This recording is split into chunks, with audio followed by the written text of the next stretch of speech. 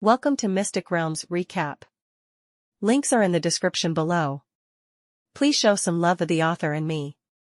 On to the show. Let's do this. Sai was so hyped as Lux explained his reason for attacking the world boss out of the blue. I'm going to ensure that Heidi will be able to stay with her daddy. The boar was raring to go and ready to charge at the rank 5 world boss that would give it a world of pain. But the reality wasn't that simple. The enemy was an 8-meter tall dinosaur, and even the 4-meter tall Sai in its Hildevisni form would be easily sent flying with its long and powerful tail that was as hard as steel. Calm down and let Bedivere aggro it first, Lux ordered. We will hit it in its blind spots, so make sure you don't charge in recklessly. Got it. Sai, who was brimming with determination, listened to Lux's orders, which surprised the half-elf. Usually, the boar didn't follow instructions whenever they entered battle, charging willy-nilly as it liked. But right now, it was willing to listen to Lux's orders for the sake of the little girl, who missed her daddy. Keen, focus on attacking the monster's legs, but be careful, Lux ordered the skinny swordsman, who was riding beside him. That thing is a hard hitter. Got it, Keen replied. Bedivere, who had reverted to his Crimson Knight form, was at the front of the formation. He had his crimson sword drawn at the ready. The plan was simple. Bedivere would tank the world boss, while Lux, his summons, Sai, and Keen would be the damage dealers. As they drew closer to the loud roars deep in the forest, they felt the ground shaking under their feet. Whatever was happening, the battle was truly an intense one, making Lux wonder just what kind of monster was able to fight against the barb-tailed Tyrannosaurus, which was the world boss of the forest. Finally, the four arrived at the scene of the carnage. **T. Lux cursed when he saw the monster that the Tyrannosaurus monster was facing against. Now he finally understood why it was having trouble fighting its opponent, and with valid reason. Abyssal monster. Sai gasped in shock as it looked at the shadowy monster, whose entire body emitted dark mists, marking it as one of the terrifying monsters that had come to Elysium from the void. During the defense of Whitebridge City in the dwarven kingdom of Gwillivan, Lux came face to face with the lesser Demogorgon, which was an alpha-ranked Argonaut monster. It was incredibly powerful, and it alone could have destroyed the entire city, if not for the fact that 2 rankers had been there to protect the city. Now that he was faced with a similar monster, Lux could feel the abyssal power inside his body stir, as if being awakened by its brethren, who had appeared in front of its new master. Grim Butcher Nightwalker, Giant Nightshade from the Abyss, Wandering Field Boss, Rank 5 World Boss Monster, Health, 24,258,130, 25 million. Mana, 3,450,180, 3,500,000. Strength, Intelligence, Vitality, Agility, Dexterity. Change of plans. Lux shouted. We are going to help the world boss defeat the abyssal monster first. Sir Bedivere, I'm counting on you to tank it. The Crimson Knight nodded its head before heading towards the battle between the 2 behemoths. Lux gritted his teeth, knowing that their opponent was truly a handful. Not only was its health double that of the Tyrannosaurus world boss, but its Abyss Touch attack also bypassed the world boss' steely body, making it lose one of its advantages in battle. The moment the Crimson Knight struck the legs of the giant Nightshade, that was as tall as the Tyrannosaurus monster, several elemental attacks also landed on its body. Lux didn't hold back and used his doppelganger skill, which allowed him to summon his 2 clones, who then summoned their entire army of undead and golems to fight against the abyssal monster that threatened the safety of Brookwest Town. Lux's entire army had finally surpassed the 600 mark, making him a force to be reckoned with. Battle Cry, War Cry, Barbed Bones, Decaying Touch, Improved Jade Body, Mass Buff. Lux buffed all of his summons, making them more powerful than ever before. Seeing that it was surrounded by monsters, the Grim Butcher Nightwalker roared and went on a rampage. A single swipe of its shadowy arms insta-killed the skeletons that had come to swarm it from all sides. Bedivere was also blown away from the attack, and to Lux's surprise, the living armor's health decreased after receiving the Nightwalker's brutal blow. Fortunately, the damage wasn't that high, so the living armor was mostly safe. However, if Bedivere received a dozen more blows of the same intensity, even with his near-invincible state, he would crumble before the power of the Abyss. Abyss Touch is really a bug, Lux complained in his heart. Pazuzu, get its aggro for now. The fortress defender immediately pointed its mace at the monster before banging a shield with it. A moment later, the giant Nightwalker shifted its attention to Pazuzu and ran in his direction. You're not the only one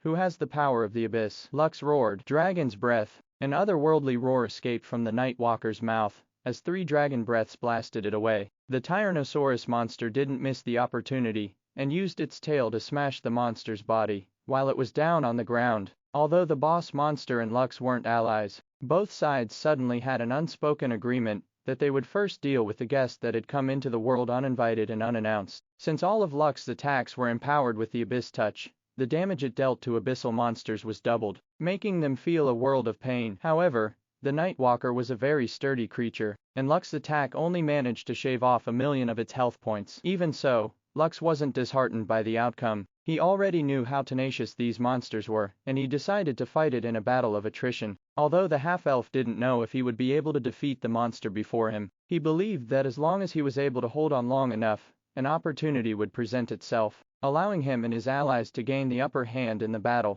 This is bad, Lux thought. This was not the first time for his skeleton summons to be destroyed from a single hit by a monster. It had happened a lot back when he was still weak, and when his summons couldn't even put up a fight against opponents whose ranks were higher than theirs. However, now was different. His skeletons were stronger, and his named creatures were all rank 4 monsters, but in the face of overwhelming strength, they were no different from the monsters that Diablo had killed after gaining a massive bonus attack from Blood Fervor. While it was true that Diablo's attack power was rising at a steady pace, it was not enough to overcome the abyssal monster, whose ability was out of this world. *T. Lux cursed as Diablo died for the second time. The abyssal monster he was fighting was a very smart creature. It targeted Lux several times, forcing his summons and named creatures to sacrifice their lives in order to save him. Pazuzu and Orion were his tankiest units. Yet in the face of the monster in front of them whose attack bypassed defenses, they died after only getting hit twice. Diablo's Blood Fervor also didn't matter to their opponent because no matter how high Diablo's defenses became, it was useless. One direct attack was enough for his first named creature to turn into a pile of shattered bones. Dragon's Breath. Lux's attack made the Grim Butcher Nightwalker skid dozens of meters on the ground, but that was all. During the Battle of Whitebridge City, it had been the Rankers who fought against the abyssal monsters and defeated them with their strength. Now that he was fighting against a rank 5 abyssal world boss by himself, he finally understood how different they were from the boss monsters that he had faced in the past. After reaching their current rank, Lux's named creatures needed 5 minutes before they could be summoned again. Right now, only Ishtar and Asmodeus remained to assist Lux in holding back the monster in front of him. After fighting against the abyssal monster for half an hour, they only managed to shave 3,000,000 of its health. The problem they were facing was that it still had over 20,000,000 of its health left, making Lux clench his fists in frustration. This is impossible, Lux thought as smoke escaped from his lips after unleashing his dragon's breath for the 3rd time. Suddenly, Lux heard a familiar voice in his head. At the same time, Blackfire, Lux's black coffin, appeared beside him. "Should I help?" Vera, who was still inside the coffin, asked. "No, Grandma," Lux replied through telepathy. "If you come out now, you will receive a backlash. You already forced yourself by helping me earlier. We can't risk having your condition deteriorate any further." Vera didn't reply right away as if she was deep in thought. The battle continued for 10 more minutes, as Lux used the Tyrannosaurus as a meat shield in order to attack the abyssal monster on its blind spots. "I finally found it." Vera's voice suddenly rang out in Lux's head. "All abyssal monsters have a weak spot. If you attack this place, your damage will be multiplied several times. The weakness of this abyssal monster is at the nape of its neck. Look for the faint symbol of a hexagram on its back." "Nape of its neck," Lux muttered. "Understood." A pair of dragon wings sprouted behind Lux's back as he took off towards the sky. His clones did the same because they could use all of his abilities perfectly. Just as Vera had said earlier, there was really a faint, crimson-colored hexagram on the back of the abyssal monster's neck, which was supposed to be its weakness. Dragon's Breath. A blood-curdling scream reverberated inside the forest as the abyssal monster writhed in pain after getting its weak spot attacked. Lux's eyes widened in shock when he saw that he had dealt over 3,000,000 damage to the monster, whom he thought was impossible to beat. Because of how powerful they are, abyssal monsters suffer a penalty when they spawn in Elysium, Vera explained. A mark will appear on their bodies once they cross over from the void. We, Rankers, always look for these marks because it is the only way we can defeat them in the shortest time possible. Fortunately, it is not hidden on the bottom of their feet or on the palms of their hands. As long as you can consistently hit its weak points, you will be able to defeat this monster. Just as Lux was about to deliver another dragon's breath, the abyssal monster did something unexpected, which made Lux almost choke on the dragon's breath that he was about to unleash. The Grim Butcher Nightwalker used its left hand to cover the nape of its neck, as it used its right arm to punch the Tyrannosaurus monster, sending it crashing towards the trees behind it. It then shifted its attention to the flying half-elves in the sky, and unleashed a breath attack of its own, forcing Lux to evade. While cursing the shameless monster for not playing fair since it had covered its neck using its left hand, shielding its weak spot from further attacks. "Oi, Sir Tyrannosaurus, can't you do better?" Lux shouted at the world boss, who just propped itself up from the ground. "Your enemy is fighting you one-handed. Can't you see it is belittling you?" Perhaps angered by Lux's taunt, the dinosaur monster roared and once again charged at the abyssal monster. However, before its foe could even properly defend itself, Tetranosaurus swung its tail and slammed it against the legs of the abyssal monster, making it fall on the ground. Dragon's breath. Not wasting the opportunity he was given, 3 dragon breaths descended at the fallen abyssal monster, targeting its weak spot. This once again shaved a huge chunk of its health, revitalizing Lux and his comrades. "I'm charging." Sai, who was known as the most opportunistic of them all, once again charged and slammed its tusks into the back of the abyssal monster's head as it propped itself to stand up. Because of this, its giant body once again crashed to the ground, allowing Bedivere and Keen to deliver their own blows at it. The abyssal monster roared and tried to stand back up, but it was not given this opportunity. The Tyrannosaurus monster stomped on the Nightwalker's head and pinned it against the ground, preventing it from standing up. It then used its massive jaws to bite its opponent's neck, holding it in place like a vice grip. Enraged and in pain, the Nightwalker recklessly attacked the Tyrannosaurus monster with its clawed hands, digging deep in the monster's flesh. However, the world boss endured the pain and didn't let go. On the contrary, it dug its razor-sharp teeth deeper while using its clawed hands to scratch the abyssal monster's body, dealing further damage to it. Lux was unable to use his dragon's breath, because he would be a fool to do so. He was afraid that he would hit the Tyrannosaurus monster, so he descended from the sky and used dragon claws to relentlessly attack the Nightwalker, which was currently being besieged from all sides. Perhaps, knowing that it wouldn't be able to get away, not until it first killed the Tyrannosaurus monster, the grim butcher Nightwalker decided to take some drastic measures. It gathered abyss energy inside its mouth and fired it at the dinosaur at point-blank range, not caring if it would also get caught in the attack or not. Blood and flesh scattered from the chest of the Tyrannosaurus monster, but its jaws remained clamped on its prey,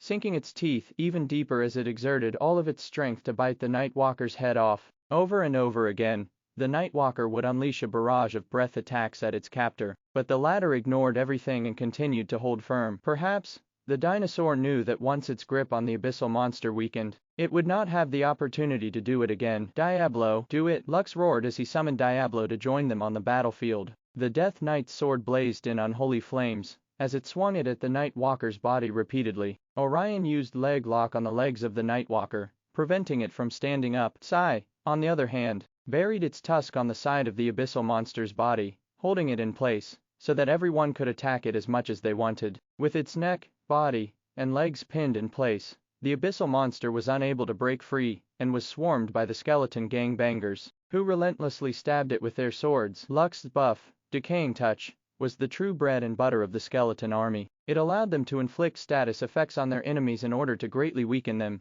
as well as deal true damage to their foes. Ignoring their defenses, Decaying Touch X has a 20% chance to inflict decay on your target with every strike, has a 10% chance to inflict weakness on your target with every strike, has a 10% chance to inflict disease on your target with every strike. Decay deals 100 true damage every 3 seconds for 12 seconds. Weakness: reduce your target's physical and magical defense by 20%. Disease: decrease your target's attack speed, movement speed, mana regeneration, health regeneration, and evasion by 20%. If disease skill is active, increase decay's true damage by 200 every 3 seconds for 15 seconds. Hundreds of skeletons mercilessly assaulted the helpless Nightwalker, causing it to suffer great damage over time. Lux, his clones, and Diablo, who dealt abyss and ethereal damage to their enemies, hacked and slashed like there was no tomorrow. But Ivir also played an active role by swinging his sword at the abyssal monster's head, using the opportunity to kill it once and for all. Finally, after what seemed like eternity, the abyssal monster's body turned into black mist, dispersing completely. The only thing it left behind was a black beast core, the size of a bowling ball, which shone ominously from the reflection of the sunlight. "We did it," Sai shouted. "We beat it using the power of love and friendship. Isn't that right, Sir Tyrannosaurus?" It was at that moment when the dinosaur's body crashed on the ground. The injuries it received were fatal, and there was no hope of it surviving. The only thing that allowed it to hold on was due to the fact that it wouldn't allow itself to die against a monster that invaded its territory. This was the pride of a world boss, and it fought until the bitter end. Lux approached the world boss and gazed at its reptilian eyes, who was gazing straight at him. "I will not lie, we came here to kill you," Lux said, which made Sai, who was standing beside him, gasped in shock.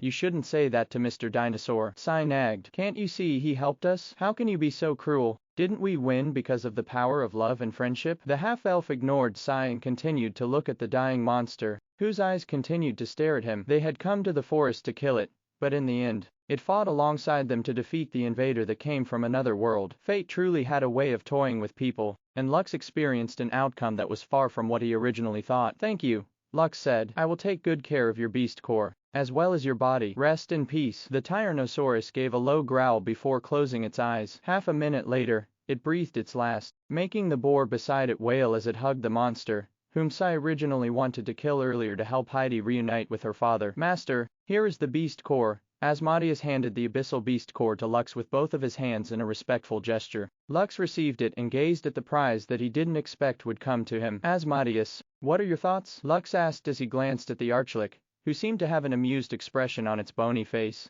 Master, you already know the answer to that question, right? Asmodeus replied. Don't answer my question with a question. Ha ha ha. Very well, since Master doesn't want to say it, I'll do it for you. The archlick glanced at the beast core in Lux's hands before making his thoughts known. Master, I know that the main purpose of the abyssal core is to get the skills of an abyssal creature, Asmodeus stated. However, the abyss touch is enough. Master doesn't need any more skills from the abyss. Lux nodded because this was also what he was thinking. Since that is the case, using this beast core for abyssal skills will be a waste. No. Asmodeus smirked. This core should serve a better purpose, yes? I don't know if it's possible, but a Nightwalker is an undead creature. Although it is tainted by the abyss, the fact still remains that it is an undead. Why not try to see if we can reanimate it? I'm very curious. Will we be able to have our own abyssal creature as well? The archlick could already tell that this was what Lux had thought of doing after receiving the core. What the half-elf needed from him is only an assurance that the possibility of having an abyssal monster under his command was possible. I don't want to disturb your discussion, but the battle we just had will definitely attract some people from the town to investigate, but Ivir said. How about we move to a different place first? To Lux's surprise, the living armor was already holding the beast core of the barb-tailed Tyrannosaurus. Lux had told him that this might allow him to have a proper reunion with his wife, so it was a very important thing for him. Seeing Bedivir's resolve, the half-elf nodded his head and used his enchanted beast ring to store the body of the boss monster. He then ordered the skeletons to erase their tracks as they moved deeper inside the forest to perform the act of turning the living armor into one of the half-elf's undead legion. After heading deep inside the forest, Lux finally had time to settle the matter with Bedivere. Frankly, he didn't know how to proceed with the matter. The easiest way to fix his problem was to get his beast core and use animate undead on him so that he would be reborn into a different kind of undead, with a new body. But Lux was reluctant to do this. An undead was still an undead. If he wanted to allow him to return to his family, he should be similar to Sid and Scarlet, who had turned into a Damphor and a Cambion,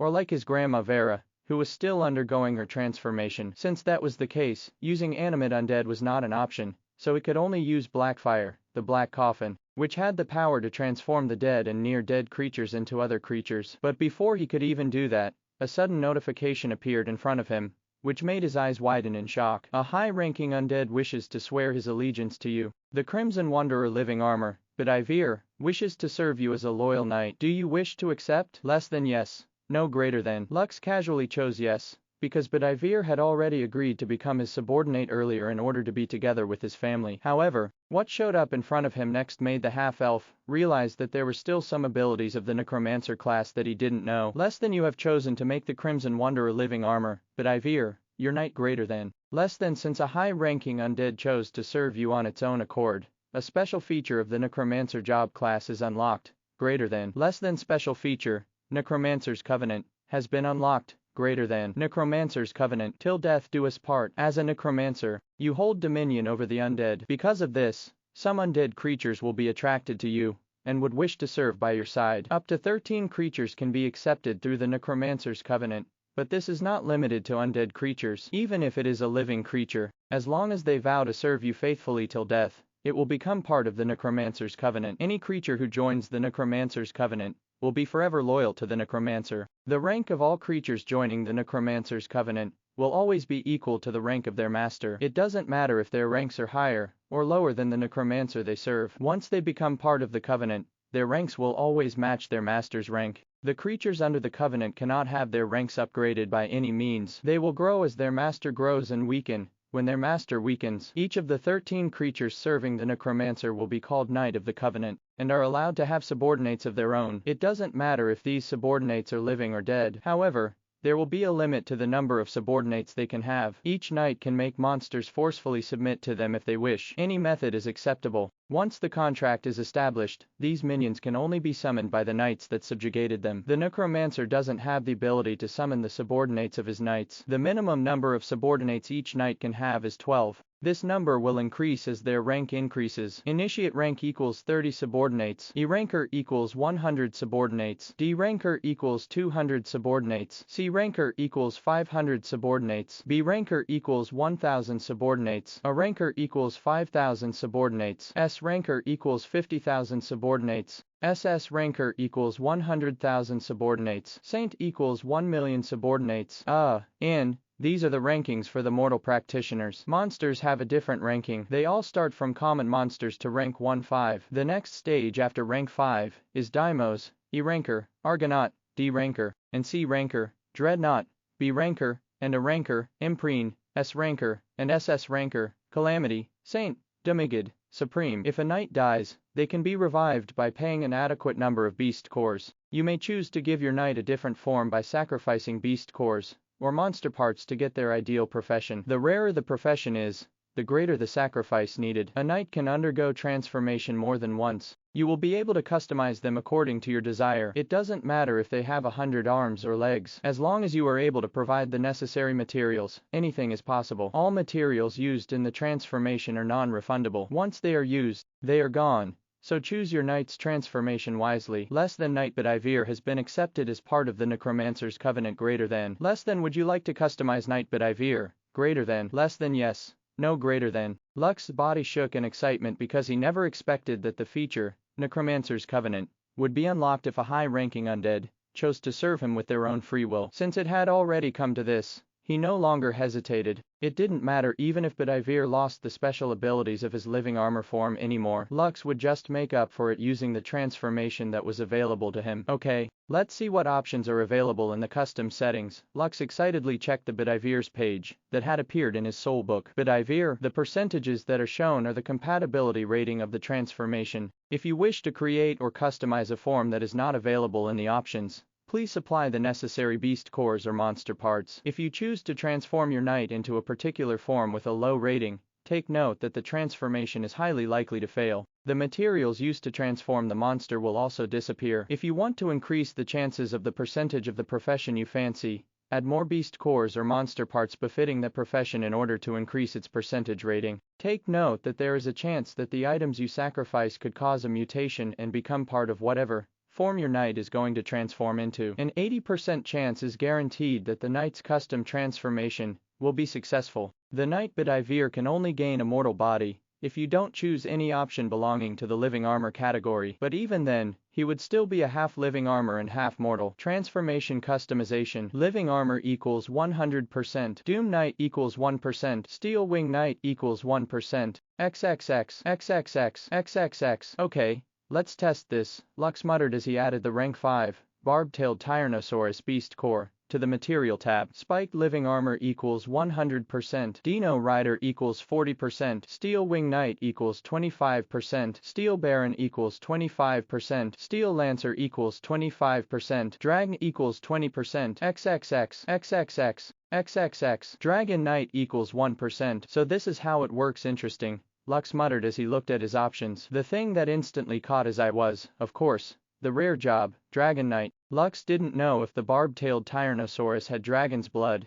in it that allowed the Dragon Knight profession to appear in the choices. It was the best one among the options presented to him, but the abysmal chance of succeeding was something that made his teeth itch. Okay, how about this? Lux mused as he added the body of the barb-tailed Tyrannosaurus monster to the material list. Spiked Living Armor equals 100%. Dino Rider equals 100%. Dragon equals 60%. Steel Wing Knight equals 25%. Steel Baron equals 25%. Steel Lancer equals 25%. XXX. XXX. XXX. Dragon Knight equals 10%. 10% still not enough. Lux mused as he looked at his inventory for things to add. How about I use the barb-tailed Tyrannosaurus body to increase the percentage of the Dragon Knight, instead of using it as transformation material? Lux took the monster's body and added it to the Dragon Rider job class as an offering. Dragon Knight equals 20%. The half-elf scratched his head. 20% was still too big of a gamble for him to take. After careful consideration, the half-elf rummaged through the items he had in possession to see if there was anything he could use to increase the chances of letting Bedivere transform into one of the most formidable job classes in Elysium. Faunus Battle Regalia. I forgot about you, Lux muttered as he looked at the set of mythical armor that he had collected from all the villages that were around the stronghold of Noria. They were the replica of the Favonius set, which belonged to Favonius, who was the founder of Leaf Village, and the one who bestowed his armor and weapon to Lux, as his way of acknowledging everything he had done for Leaf Village. In Leaf Village, a special armor is made. Its toughness is as resilient as adamantium. In Lindo Village, a shield stands proud, waiting for the day its new owner arrives. In Sunflower Village, where the sun rises in the east, a blade that has slain a dragon is hidden. Lastly, in Millwood Village, where secrets are kept, a mask with many faces smiles at the ignorant. 4 villages, 4 battle regalias that made up the mythical Faunus set. Among these items, Lux only used the Mask of the Thousand Faces. He had completely set aside the Faunus battle regalia because the armor currently used was way better than the mythical set of the beginner villages. What if? Lux narrowed his eyes as a daring thought appeared inside his head. He then added the Faunus armor, shield, and sword to the materials to be used for raising the chances of acquiring the Dragon Knight job class, and the result was Dragon Knight equals 50%. Lux stared long and hard at the percentage bar, but no matter what he did, the percentage didn't move upwards. He couldn't believe that even after using a rank 5 world boss beast core, a rank 5 world boss monster body, and a mythical set of armor, sword, and shield, the percentage of the Dragon Knight job class only peaked at 50%. Sir Bedivere, I have a question for you, Lux said softly. Right now, I am able to give you an opportunity to remodel your body in order to give you a mortal form. But there is a catch. These are the professions that are available to you. I will let you decide what profession you would like to have. The half-elf showed his soul book to Bedivere and explained to him how the Necromancer's covenant worked. The light flickering in the living armor's eyes blazed brightly as if he was making a very hard decision. If Bedivere wished to only have a mortal form, choosing the Dino Rider transformation was ideal. However, since his rank was going to regress to match Lux's current rank, the living armor was very tempted to choose the Dragon Knight job class, but the chance of success was only 50%. Bedivere spent a few minutes in silence as he made a tough decision that would affect his second chance at life. In the past, I have always wanted to become a Dragon Knight, said Bedivere with a hoarse voice, but I never got the opportunity. If this is to fail, what would happen to me? Nothing, Lux replied. You will stay the way you are. However, we will need to acquire high-level beast cores and monster parts in order for you to take another shot at your transformation. Lux still had several beast cores in his possession, which he had gotten from winning the Lionheart tournament. However, he had been saving them to increase Aiko's rank after she revived, so he couldn't use them to help Bedivere increase the percentage of the Dragon Knight profession. A few more minutes passed before Bedivere finally clenched his fists as he made his decision. Let's take the chance, Bedivere stated. Lux nodded his head in understanding. He then took a deep breath before taking a dagger to give his palm a shallow cut, allowing blood to drip from his hand. Immediately, a red magic circle formed under his feet, starting the ritual of the Necromancer's covenant, allowing Bedivere to undertake his baptism and transformation. Be it known to all men that I, Lux Vonxer, hereby accept Bedivere as one of the knights of my covenant, Lux said as a magic circle formed under Bedivere's feet. Do you swear and acknowledge me to be your true and lawful liege? I do swear, Bedivere answered. Do you also swear to defend and obey me until death shall take you? I do swear. Make your pledge of loyalty. Bedivere knelt down in front of Lux. He had been bestowed knightship in the past, so he already knew what he was going to say. However, as if helping him form his oath, several rows of words appeared before him, which he read faithfully. I, Bedivere, son of Bedwyr, hereby solemnly swear, and pledge my sword to Lux Vonxer, my master and liege, to defend and obey him until his soul departs this world, and uphold the honor of knighthood. If I fail, death shall take me. Suddenly, a sword, as black as night with runic carvings, materialized in front of Lux, which he held as part of the ceremony of the covenant. As for my part, I do swear to defend and honor Sir Bedivere, Lux stated, as befits a true knight of my covenant. He then lightly tapped Bedivere's left and right shoulder with the black sword in his hand. Rise, Sir Bedivere, and may your glory be my glory. Lux took a few steps back to allow Bedivere to stand up and complete the ceremony. At that exact moment, Bedivere's body was enveloped by a green tornado. Several rows of text appeared in front of Lux, notifying him that the transformation was about to start. Less than attempting transformation greater than. Lux clenched his fist as the glow of the green tornado in front of him pulsed like the beating of the heart. He and Bedivere had taken a gamble with a 50% chance of succeeding. It was similar to flipping a coin, and if they got unlucky, then they would get nothing from the sacrifices he had made. Suddenly, a loud draconic roar spread in the surroundings as two green wings emerged from the tornado, dispersing it completely. Less than congratulations. The transformation was successful. Greater than. Bedivere, even if I am defeated, my loyalty will not fade. Knight of the Covenant, Dragon Knight, rank, grade to Apostle, special ability, Wonder Guard. Wonder Guard. All kinds of damage received by Bedivere and his mount, including abyssal damage, will be decreased by 60%. The half-elf took a deep breath as he gazed at a 3-meter-tall green dragon with a knight riding on its back. Bedivere was wrapped up in a very familiar armor, which made Lux's eyes widen in shock. The Faunus battle regalia, Lux muttered as he gazed at the armor that he had worked hard to collect during his time in the beginner villages. Now, it was worn by the first knight of his covenant, who had become one of the strongest fighters in Lux's army. Thank you, Master, Bedivere said as he bowed his head, alongside his dragon, who spread its wings and bowed its head respectfully to Lux as a sign of its fealty. How are you feeling? Lux asked after he recovered from his shock. Do you feel anything strange with your body? Bedivere smiled, which was enough to make all the single ladies blush if they had seen his handsome features. I feel so alive, Bedivere replied. Also, I can tell that my body is stronger, compared to when I was still alive. Although my rank has regressed, my friend here will make up for it. Isn't that right, partner? Bedivere lightly patted the body of the green dragon, who replied with a low growl, agreeing with the Dragon Knight's words. Lux looked at the handsome knight, who didn't notice that tears were streaming down the sides of his face from happiness. He was quite happy that everything turned out well, and that the materials he used weren't wasted. Now that he had a powerful Dragon Knight by his side, and his matters with the Vatan Empire had ended, it was now time to finally move to the next phase of his plan, and go to the one place that would never forsake him. Let's go, Sir Bedivere, Lux said with a smile. Let's take Heidi and Lilia to the place that will become their new home. Bedivere nodded his head. Right now, he was feeling incredibly grateful to Lux. He had already made an oath to serve his new liege with everything he had. Deep inside, Bedivere was feeling excited. It was as if the time that had stopped 2 years ago finally started moving once again. He glanced at the half-elf, to whom he owed his life, and wondered just how far his new master would go in the world of Elysium. But he already understood that no matter where the red-headed teenager went, he would be by his side, fighting whoever dared to hurt the person to whom he owed his second chance at life. Daddy, where are we going? Heidi, who was currently riding on Bedivere's shoulders, asked. Actually, I am not sure, Bedivere replied. But since my Lux, said that it is a wonderful place, I trust that it is so. Will I have lots of friends there? Of course. My Heidi is so kind and sweet. It's impossible for my daughter to not have any friends. Heidi giggled after hearing her father's praise. Lilia watched her husband and daughter's interaction with eyes filled with tenderness and love. She couldn't stop herself from tearing up. She had been waiting for years for Bedivere's return, so their family would be complete once again. Now that he was here, she felt as if all of her suffering and hardships for the past 2 years were paid in full. Is everyone ready? Lux asked as he sent a party invitation to everyone around him. We're going now, so I hope that all of you can accept my party invitation. Several rows of text appeared in front of Sai, Keen, Heidi, and Lilia, asking them if they wanted to join Lux's party. A normal party could only have a maximum number of 7 people. Raid parties consisted of anywhere from 50 to 100 people, but this was only available to people who belonged to a guild. But this was enough. The half-elf didn't know if his plan was going to work in the first place,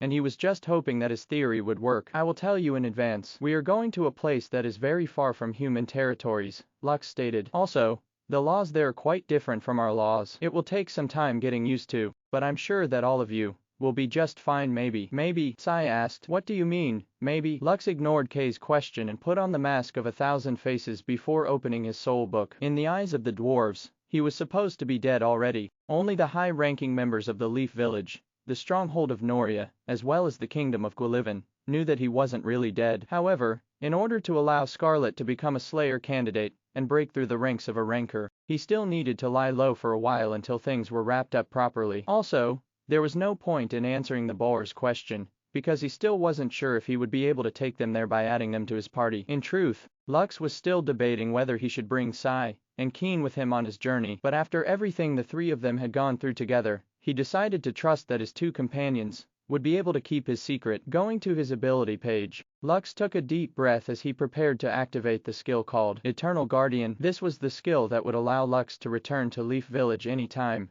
he wanted. Since he could no longer create a guild in the human territories, he decided to take a chance and make a guild in the kingdom of Gwillivan. Everyone, get ready, Lux announced. We will go in 3, 2, 1. Lux, as well as Sai, Keen, Bedivere, Heidi, and Lilia, were bathed in white light. A second later, all of them disappeared, leaving the Vahan Empire behind. Plaza of Leaf Village. A brilliant flash of light spread in the surroundings, catching the attention of the nearby dwarves in the plaza. When the light receded, they saw a couple of humans and a boar, standing beside the statue of the Eternal Guardian, which everyone in Leaf Village treated as their main attraction. Where are we? Sai asked. The boar could instinctively feel that they were no longer in the human territories because the scent and feel of the surroundings were a bit different from what it was used to. Dwarves. Bedivere glanced at the people that had gathered around them, and instantly recognized that they were dwarves. Even in the western regions of Elysium, other races such as elves, beastkin, dwarves, gnomes, and halflings could be found. Bedivere had interacted with some of them in the past,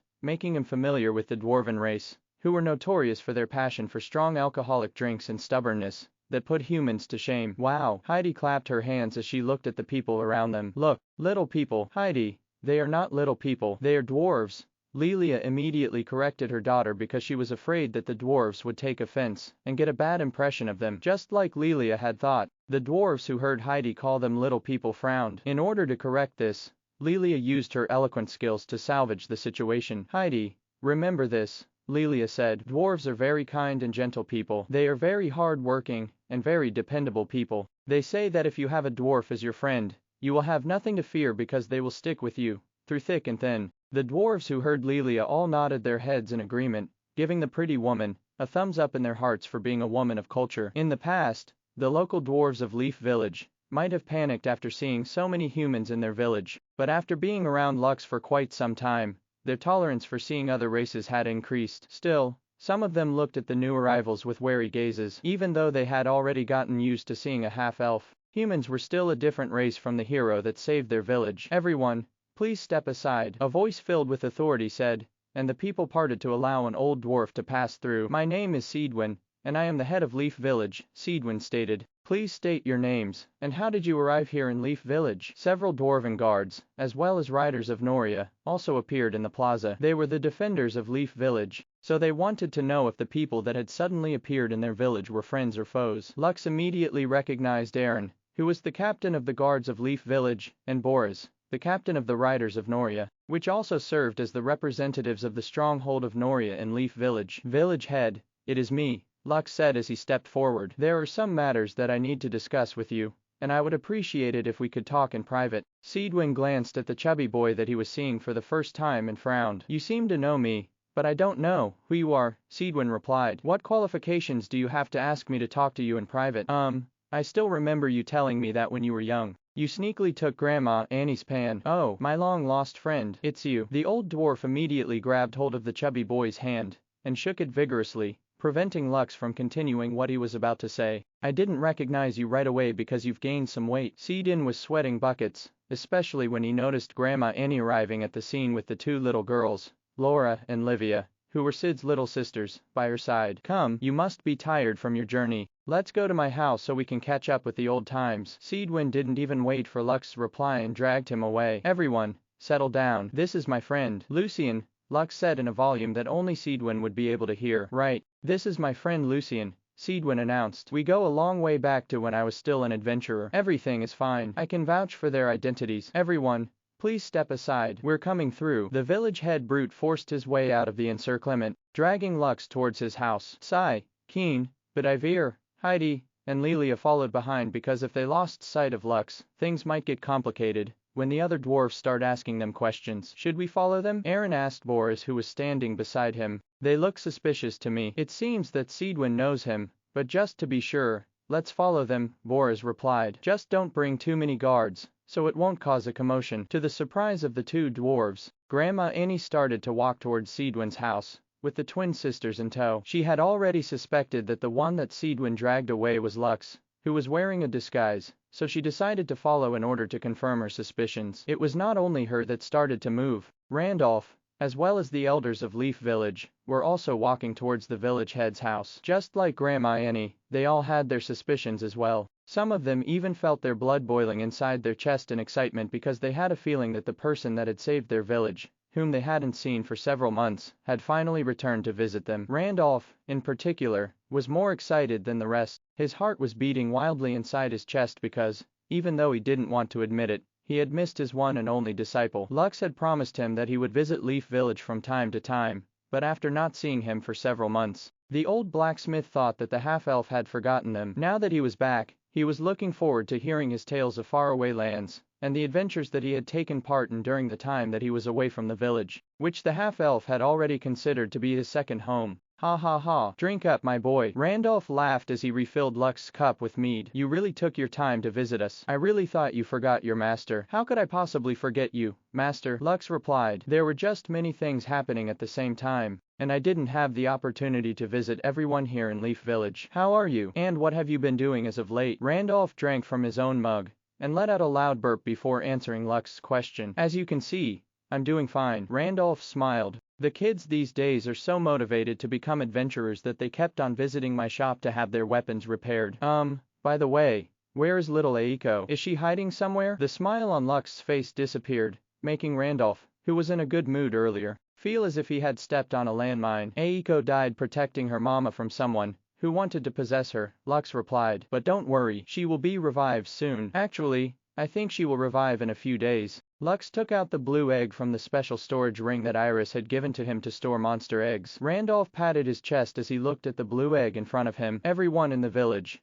especially the young dwarves, idolized Aiko because she had accompanied Lux on his adventures. This was the same reason why almost all of the dwarves, including the Solaians who had arrived in Leaf Village, chose to have a slime as their first beast companion after hearing the story about the Leaf Village's hero and guardian. Oh dear. Can you tell us what happened? Grandma Annie frowned. She was quite fond of Aiko, and hearing about the little slime's death made her heart ache. Laura and Livia, who also had slimes of their own, wanted to know what happened. In fact, the two slimes that belonged to the two girls had already climbed up on Lux's body, and were currently looking at the monster egg in his hands with great curiosity. Both of them could feel that the monster inside the egg had this kind of royal presence, so the two slimes acted like paying their respect to their princess, who was still not born. Lux nodded and told everyone the story of what happened while he was away from Leaf Village. After finishing his tale, a collective sigh reverberated inside the room as everyone gazed at the egg in Lux's hands. Aiko is a good child,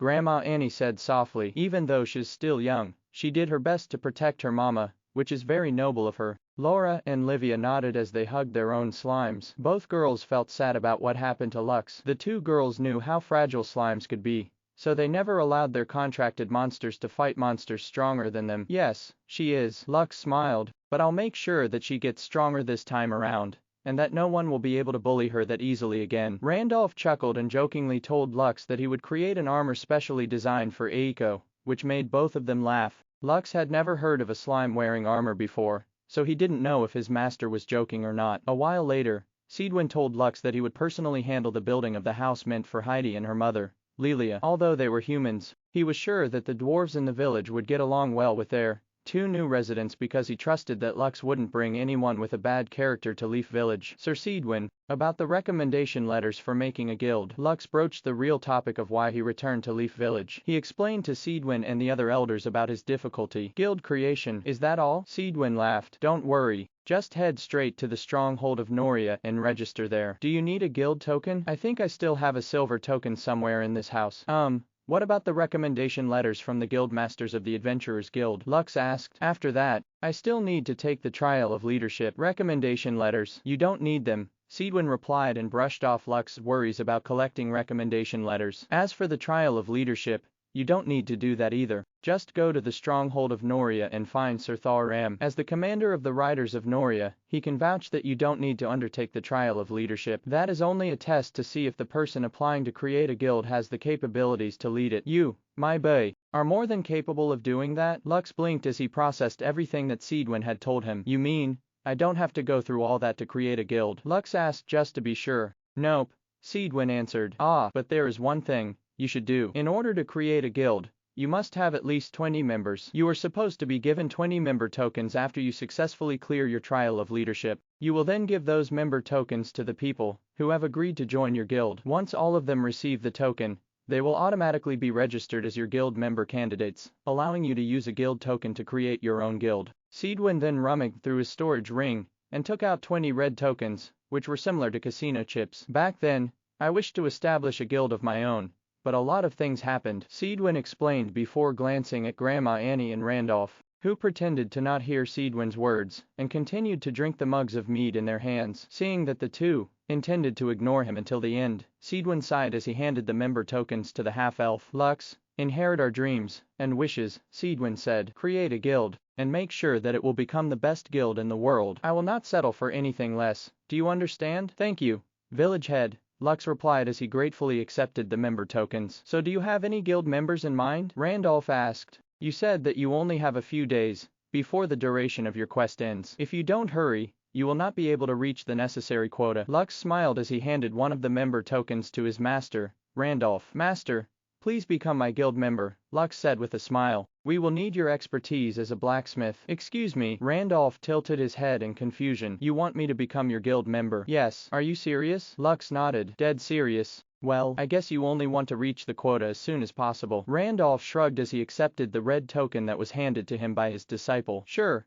I'll help you out. It's not like I'm doing this because I want to become part of your guild, okay? Don't get the wrong idea. Lux chuckled because he knew what Randolph was thinking. He was sure that his master thought that he would leave as soon as the guild was created, but Lux didn't want to let his master go. After all, expert blacksmiths who were able to craft mythical armors weren't cabbages that could be plucked from just about anywhere. He would love to have Randolph in his guild, so that the dwarf could help him create some weapons and armor sets that would benefit his guild members. Grandma Annie, please join my guild as well, Lux said as he offered a red token to the old lady, who would always be on the front lines whenever Leaf Village was under attack by monster outbreaks. I'm too old for this, Lux, Grandma Annie replied. I will just hold you back. Nonsense, Lux shook his head. Grandma Annie is an alchemist. Having someone like you around to create pills and medicines for the guild will greatly boost its strength. Fine, Grandma Annie smiled as she accepted the red token. I can't believe that at my age I will be joining a guild. I'll just babysit the young ones for you.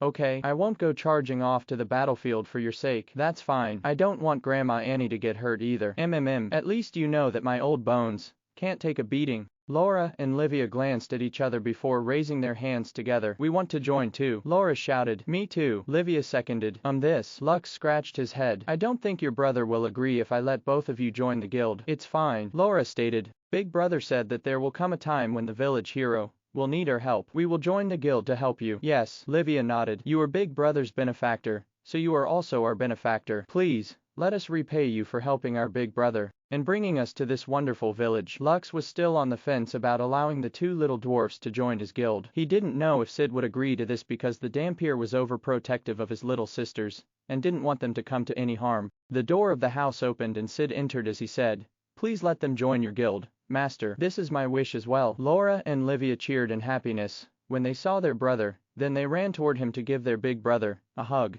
The doting brother hugged his sisters back before patting their heads. Just as Sid was about to ask if they had been good girls while he was away, a shadow fell upon his body. So you're making a guild? This sounds interesting. From behind the Dampier, someone whom Lux hadn't seen for a while had appeared. It was none other than the draconic kobold, Cadmus, who was the half-elf's enemy when he had just started his journey in the world of Elysium. When Lux first arrived in Elysium, there was one creature that was like an insurmountable mountain for him. That was none other than Cadmus. When he first met the draconic kobold, the latter was a rank 4 alpha monster, which was something that he had no hope of defeating at that time. However, that was all in the past. After checking Cadmus' rank, the half-elf found out that the draconic kobold was now a rank 5 alpha monster. He was still stronger than Lux, but that was only if they fought one-on-one. Now that he had his undead legion and his first knight of the covenant, but Ivir, with him, he was confident that he could defeat Cadmus if the two of them were to fight. Fortunately, the two had gotten over their dispute with each other and had even become friends after visiting Kia's dungeon.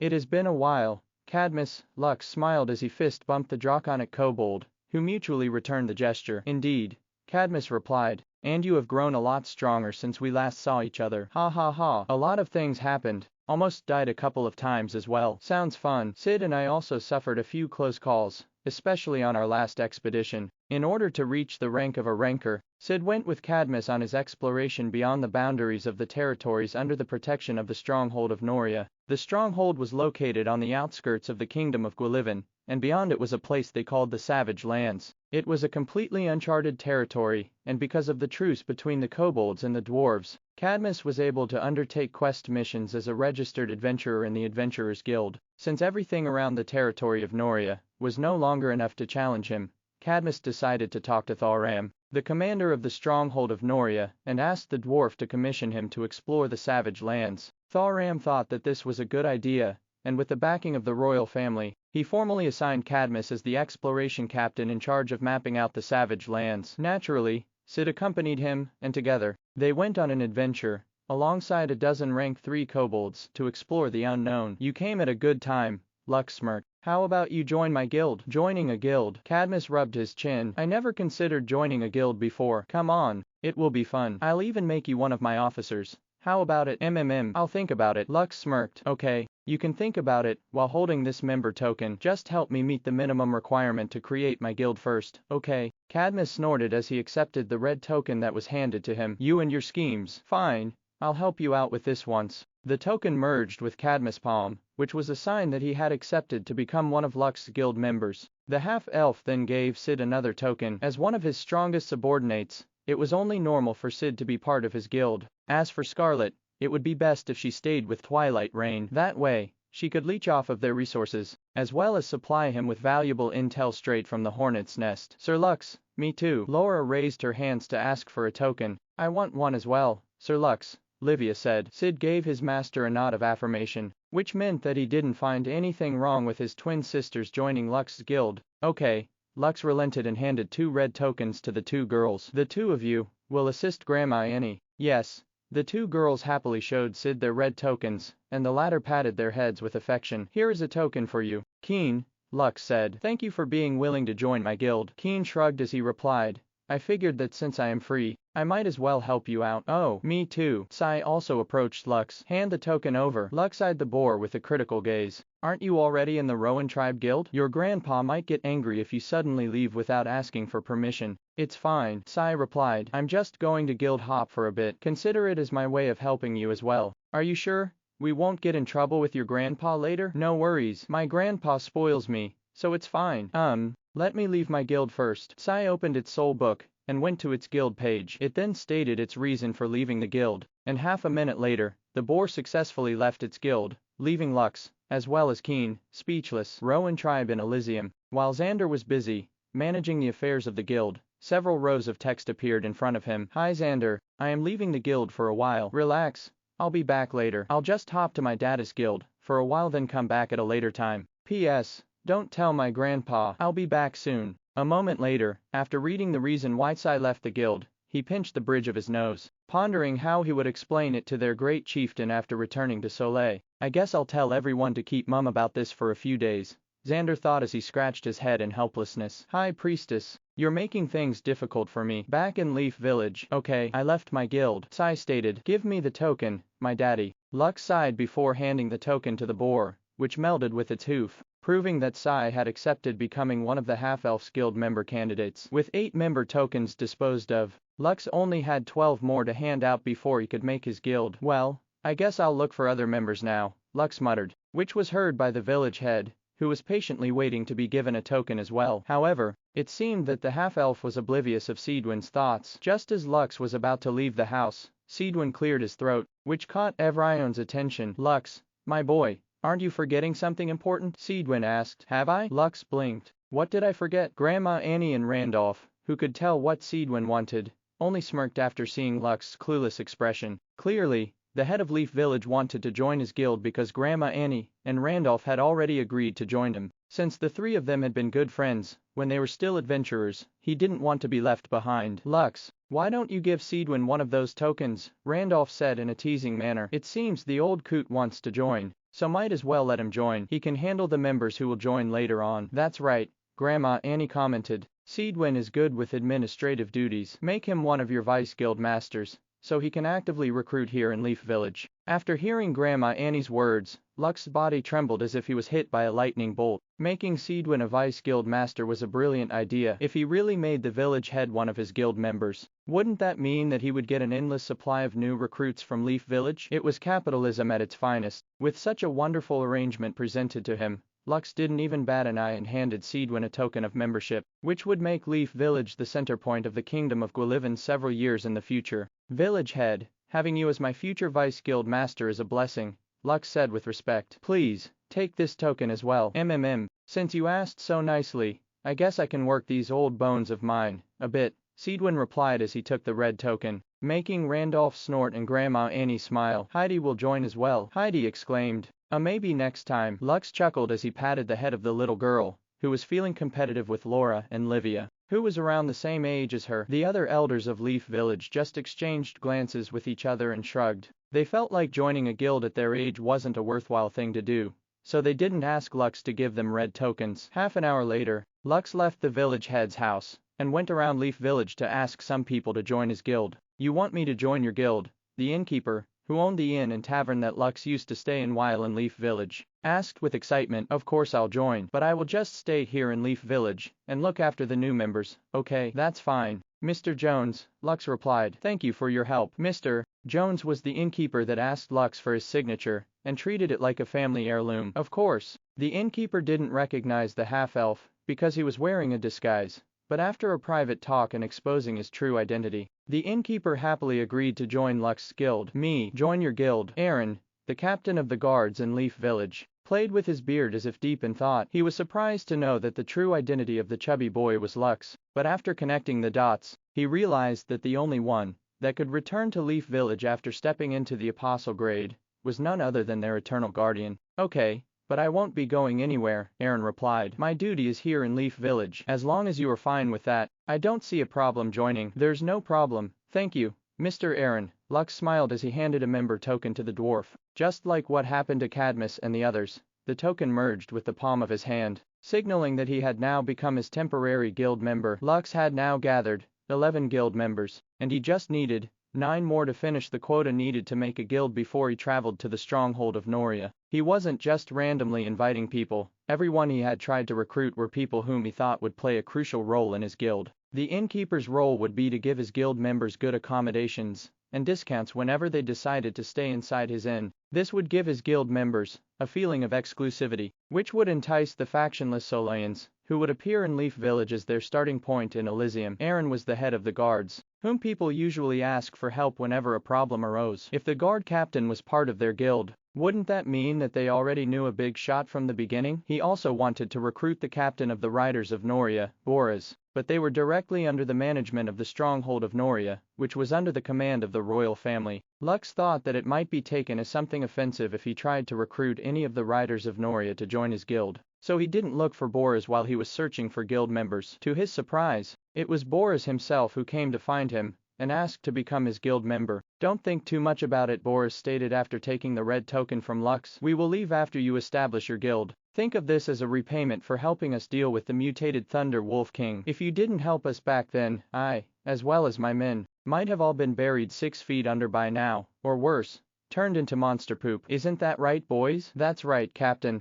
This is but a small matter. Just think of it as returning the favor. Compared to our lives, such a simple thing isn't even worth mentioning. The Riders of Noria laughed as they told Lux of how much more comfortable their life had become since the barrier around Leaf Village appeared. No more monster outbreaks befell the small village, with the power of the Guardian Crystal. This gave the Riders plenty of free time, and since they had nothing to do, they decided to escort Lux to the stronghold of Noria to create his guild. The journey towards the stronghold wasn't long. Using the paths that were only known to the Riders of Noria, they were able to arrive at their destination in less than 2 hours. They passed several checkpoints along the way, but since Boris was escorting Lux and his friends, they were able to pass without too many problems. After several more checkpoints, they finally made it to the stronghold of Noria, and the first thing Boris did was report to Commander Thoram that Lux had returned to Leaf Village, prompting the commander of the Riders of Noria to come and meet the half-elf and even escort him towards the Adventurers Guild in order to back him up. Thoram,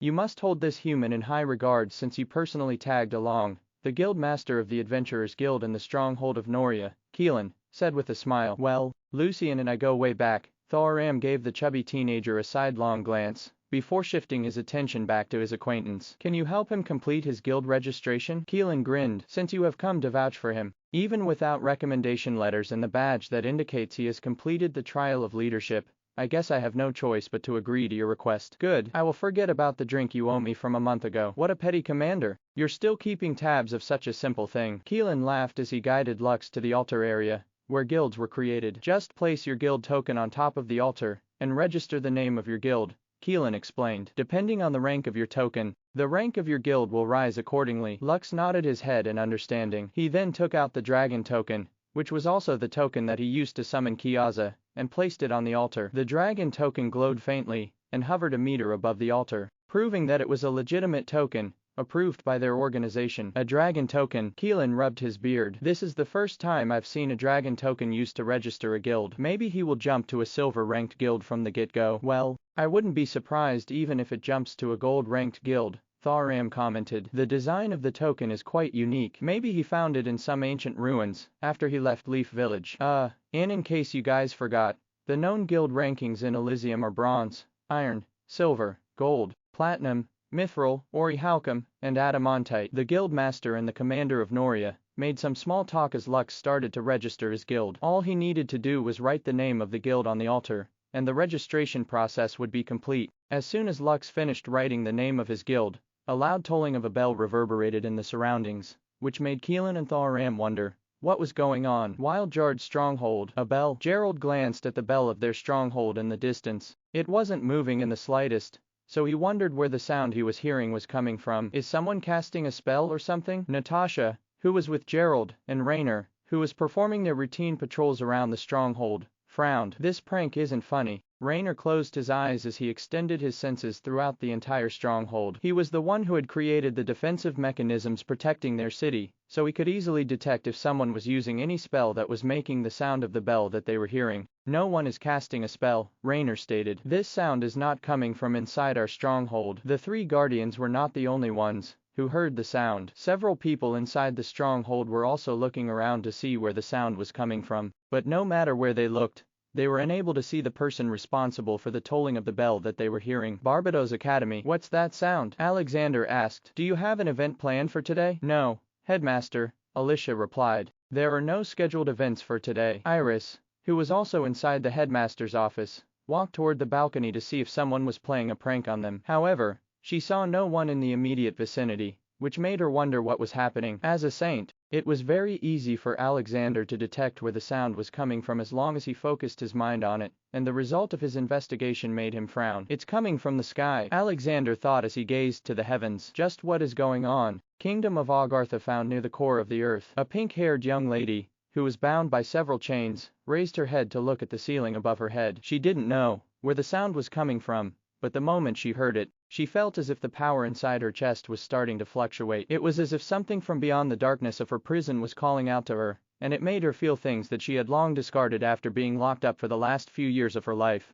A change is coming, the pink-haired girl muttered as she slowly stood up to raise her hands towards the ceiling, making her chains give out clinking sounds. A change that will sweep this world by storm. Kingdom of Espoir Frieden, the holy land of the High Elves. A beautiful elf narrowed her eyes to look towards the south. The moment she heard the tolling of the bell, her heart started to beat wildly inside her chest. She didn't know what was happening, but she knew that, whatever it was, it would also have an effect on all the elven kingdoms, including the holy kingdom of the High Elves. High above the skies of Elysium, the floating island city of the Draconians, Karshvar Draconis, the current Dragon King opened its eyes as the loud tolling of a bell reached his ears. Kiaza, the Dragon King muttered. After hundreds of years, you have finally made your choice. Good. I look forward to seeing the person you have acknowledged. The tolling of the bell could be heard in every part of Solais and Elysium. Every creature under the heavens raised their heads in confusion as they tried to figure out where the sound they were hearing was coming from. Seated on top of the highest peak of Elysium was the god of games, Ariel. A smile could be seen on his face as he waited for the announcement to the world to be given. Less than worldwide announcement,